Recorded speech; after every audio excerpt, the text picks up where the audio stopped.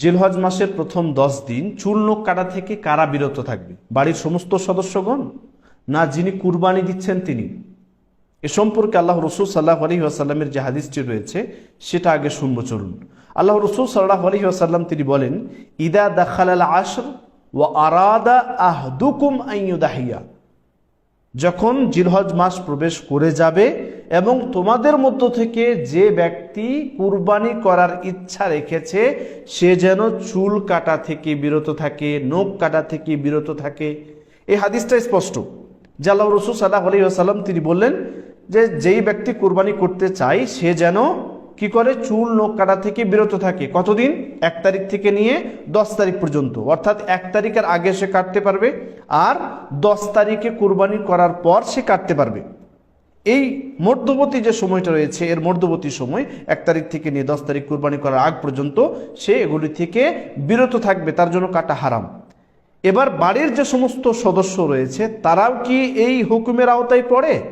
তারা কি কাটলে গুনাহ হবে, না শুধুমাত্র যিনি কুরবানি করছেন বা কুরবানি দিচ্ছেন তিনার উপরে হুকুম লাগু হবে?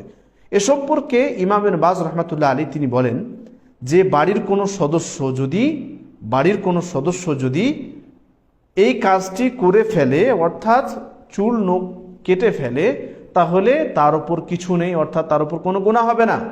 কারণ এটা শুধুমাত্র তার সাথেই সম্পৃক্ত যিনি কুরবানি দিচ্ছেন বা যিনি নিজের সম্পদ থেকে টাকা খরচ করে কুরবানির পশু ক্রয় করে নিয়ে এসেছেন, শুধুমাত্র তার সাথে এটা সম্পৃক্ত বা তার সাথে শুধু খাস। শেখ সালেহ উসাইমিন রহমতুল্লাহ আলাইহি তিনিও বলছেন যে বাড়ির সদস্যর পক্ষ থেকে, অর্থাৎ যাদের বাড়িতে অনেকজন আছে, 10 জন আছে, 5 জন আছে, বাবা কুরবানি দিচ্ছে, আব্বা কুরবানির পশু ক্রয় করে নিয়ে এসেছে, তো বাড়ির যে সমস্ত সদস্যরা রয়েছে তারা যদি চুল নখ কেটে ফেলে এই 10 দিনের ভিতরে, তাহলে কি গুনাহ হবে? তিনি বলছেন যে কোনো গুনাহ হবে না।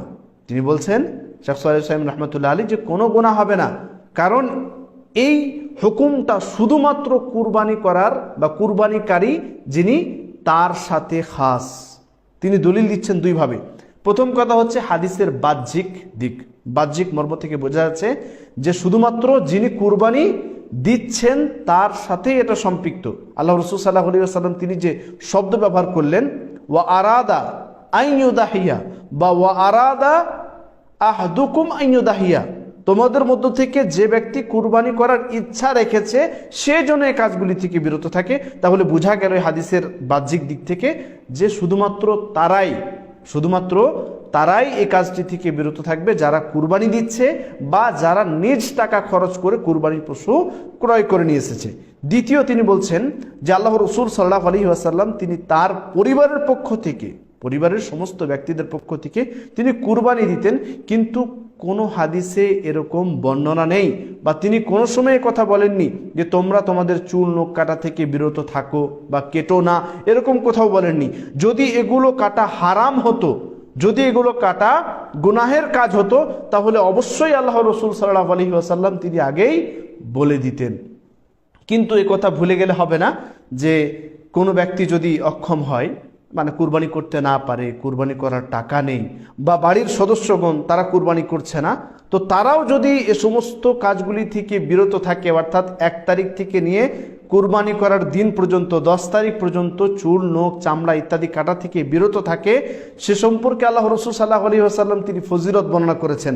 রাসূলুল্লাহ সাল্লাল্লাহু আলাইহি ওয়াসাল্লাম তিনি বলেন, যেই ব্যক্তি এই 10 দিন অর্থাৎ 1 তারিখ থেকে নিয়ে 10 তারিখ পর্যন্ত কুরবানির দিন পর্যন্ত বা কুরবানির পশু জবেহ করা পর্যন্ত, কুরবানির নামাজ পড়ার পর পর্যন্ত কেউ যদি এগুলো থেকে বিরত থাকে এবং কুরবানির দিন সে যদি নিজের চুল কাটে, নখ কাটে এবং ইত্যাদি যে সমস্ত পশম রয়েছে, চুল রয়েছে সেগুলো কাটে, তাহলে ইনশাআল্লাহ আল্লাহ তাআলা তার পরিপূর্ণ কুরবানি করার সওয়াব দিবে ইনশাআল্লাহ।